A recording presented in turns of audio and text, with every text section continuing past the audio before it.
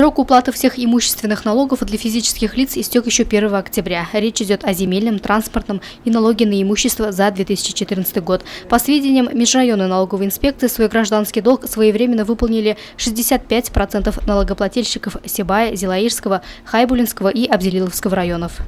Если по каким-либо причинам вы не уплатили имущественные налоги до 1 октября 2015 года, то уже со 2 октября уже начисляются пени за каждый календарный день просрочки.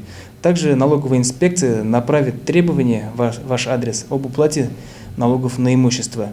Требование – это крайний документ, исполнив который можно решить вопрос в досудебном порядке. Если должник оставит без внимания требования об уплате, то налоговая инспекция вправе обратиться в суд для взыскания задолженности в принудительном порядке. Следует помнить, что все судебные расходы, понесенные судом, будут взыскиваться с налогоплательщика. Это и государственная пошлина, и в дальнейшем это и исполнительный сбор.